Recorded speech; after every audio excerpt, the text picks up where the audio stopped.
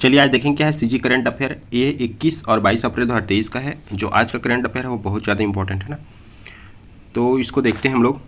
आज का पहला क्वेश्चन है माता कौशल्या महोत्सव। तो याद रखना ये माता कौशल्या महोत्सव का शुभारंभ हो रहा है और इसका शुभारंभ कब होगा, तो याद रखना 22 अप्रैल को होगा या हो गया है, ठीक है। अब बात की जाए माता कौशल्या महोत्सव 2023 का शुभारंभ किसके द्वारा किया गया है, तो याद रखना इसका शुभारंभ माननीय मुख्यमंत्री भूपेश बघेल जी के द्वारा किया गया है ना। माता कौशल्या महोत्सव 2023 का शुभारंभ की अध्यक्षता किसके द्वारा किया गया, तो याद रखना संस्कृति मंत्री कौन है हमारे, अमरजीत भगत जी के द्वारा क्या किया गया, इसकी अध्यक्षता किया गया है।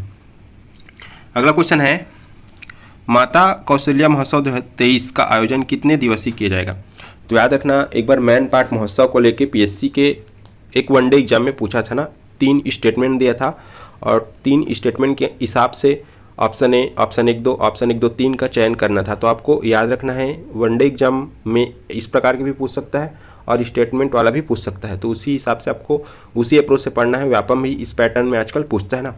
तो एक जो महोत्सव है वो 3 दिवसीय हुआ था, सेम पूछा था वहाँ पर मैन पार्ट महोत्सव को लेके 3 दिवसीय हुआ था कि 4 दिवसीय हुआ था करके ना।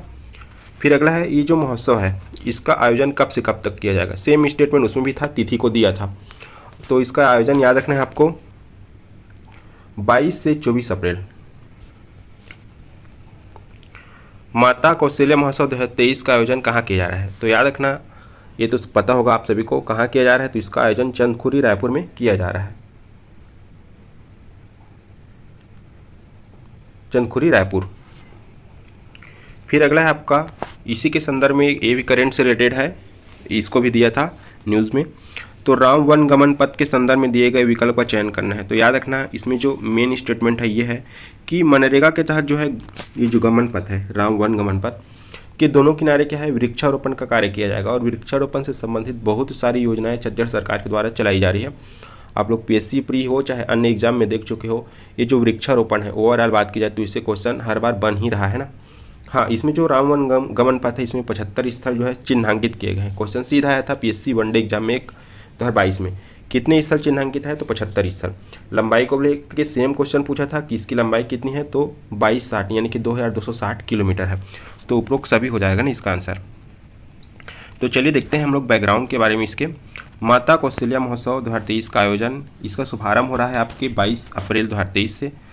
मुख्यमंत्री भूपेश बघेल जी के द्वारा इसका क्या है शुभारंभ किया जा रहा है। इस स्थान में आपको याद रखना है चंदखुरी रायपुर। आयोजन 3 दिवसीय, याद रखना स्टेटमेंट में क्वेश्चन बनता है। फिर ये जो कार्यक्रम है ये 22 से 24 अप्रैल तक होगा। कार्यक्रम की अध्यक्षता अमरजीत भगत संस्कृति मंत्री के द्वारा क्या है किया जाएगा। अब याद रखना उद्देश्य के लोग को कई बार पूछता है, तो उद्देश्य है प्रदेश की कला संस्कृति एवं पर्यटन को बढ़ावा देना। ये जो है आपका बहुत ज़्यादा हाईलाइटेड है और लोक कला संस्कृति हो चाहे पर्यटन हो, आप लोग पीएससी का पेपर एक बार देखना एनालिसिस करना, वहाँ आपको पता चलेगा कि 15 से 17 क्वेश्चन क्या है इस सेक्शन से या इस सेगमेंट से आता है ना। सतत प्रयास के अंतर्गत तथा माता कौशल्या जन्मभूमि के वैभव को विश्व पटल पर स्थापित करना एवं महिला सशक्तिकरण, कार्यशील कलाकारों के संरक्षण, संवर्धन एवं कला दलों के सतत विकास करना।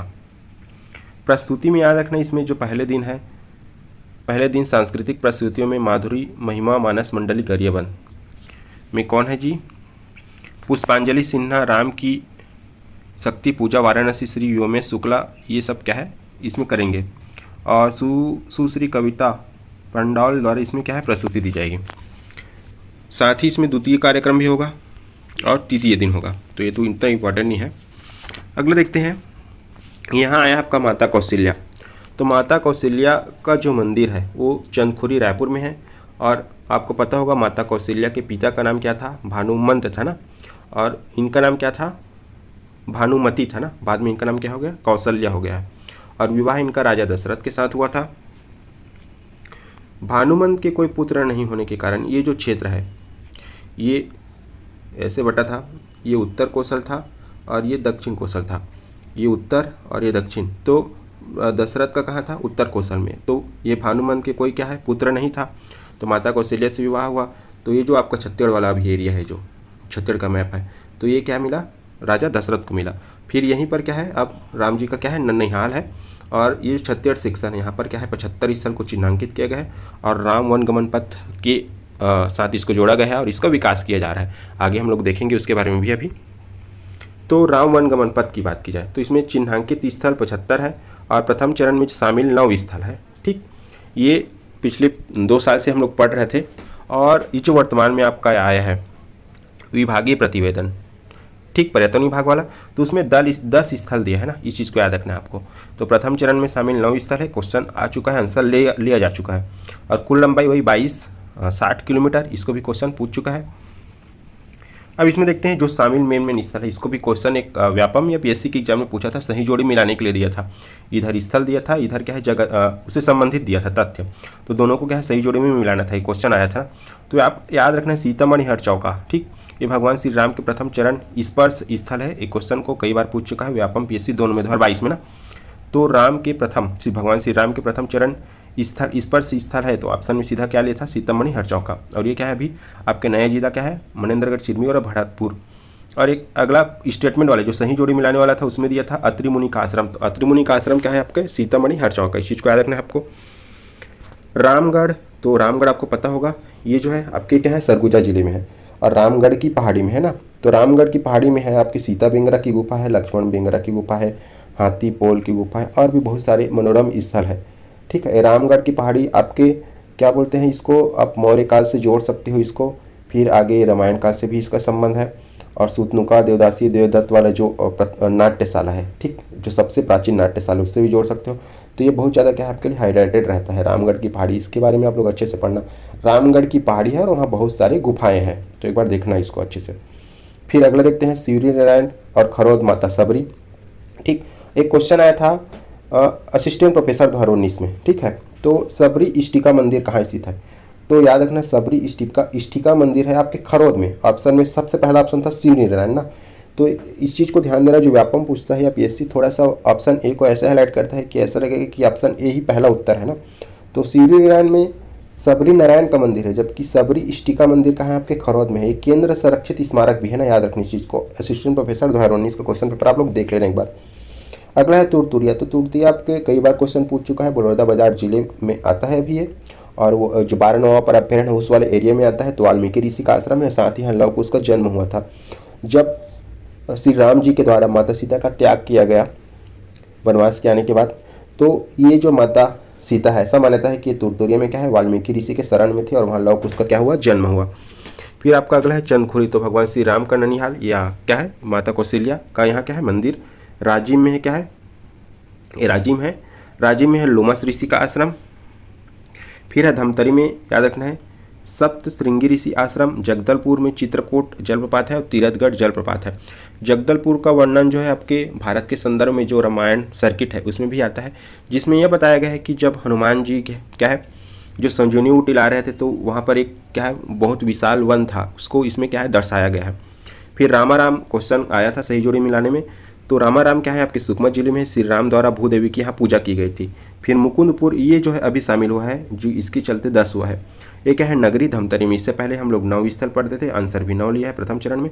लेकिन अभी के जो क्या है विभागीय प्रतिवेदन आया है या प्रशासकीय प्रतिवेदन है उसमें क्या लिया है 10 लिया है ना, इस चीज़ को याद रखना आपको। अगला देखते हैं इंपॉर्टेंट क्वेश्चन है आपके लिए, राज्य शासन द्वारा रेरा के नए अध्यक्ष के रूप में किसे नियुक्त किया गया है, तो याद रखना संजय शुक्ला जी को क्या है नियुक्त किया गया है।